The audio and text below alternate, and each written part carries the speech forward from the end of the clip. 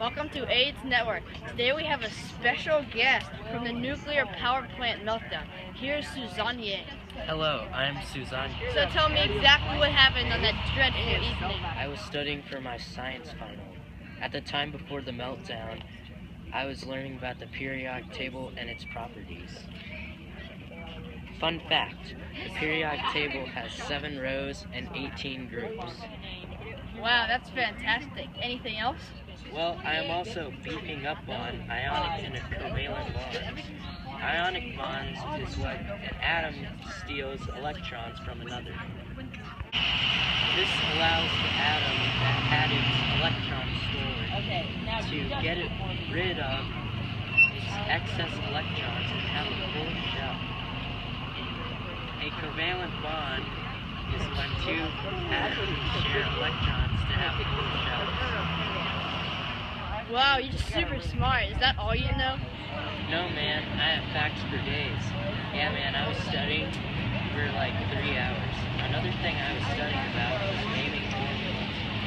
That is like when you have reactants always on the left side and products on the right. They always have to be equal. Alright, there are 4 rules for writing ionic compounds. Rule 1, write the name of the positive ion. Rule number 2, check if the positive ion has more than one oxidation number, then write the oxidation number to the right of the element. Step 3, write the root name of the negative ion. Step 4. Okay, I think that's enough. I think we should have a commercial break. Wednesday! It's WWE WrestleMania featuring John Cena and The Undertaker. This Wednesday night at 8. Be there or be square. Yeah, we are now going to discuss how the meltdown occurred. Suzanne, please tell us how you overheated the metal encasing of the reactor. Okay, so when I first got to the power plant, my dad was telling me how they use nuclear fission, where the nucleus of atoms are split by launching neutrons into them. This produces vast amounts of energy. They use this instead of nuclear fusion, where 2 atoms are slammed together, creating even more energy. Fun fact, the sun uses nuclear fission to produce light and heat. Very interesting. Isn't it true that both nuclear fusion and fission both need radioactive atoms, or atoms that have a nucleus that is too large so that the strong force isn't enough to keep the other atom together? Yes, that's true. Okay, now let's continue with the story. Next time I went to my dad's office and started studying for my science final, and soon I was really thirsty. So I went to go find some water. I couldn't find any water anywhere until eventually I found a huge metal reservoir of water. So I grabbed a red Solo cup and got a cup of water.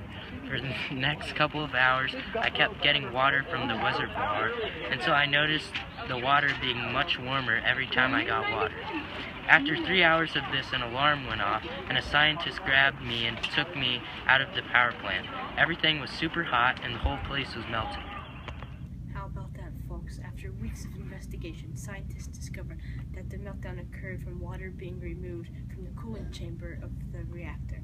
This caused the reactor to overheat and melt down. We now know that the missing water was from Suzanne. There is now radioactive waste everywhere within 100 miles of the plant. It is a true devastation in the area. Animals and plants are already starting to have adverse effects to the waste. Do you have anything to say, Suzanne? Sorry, I was just really thirsty. I didn't mean any harm. Well, now that whole area is inhabitable, I hope you're proud of yourself. Well, we're out of time for now. Tune back for helpful tips to avoid radiation. Story at 11. Good night, everyone, and stay mutation free.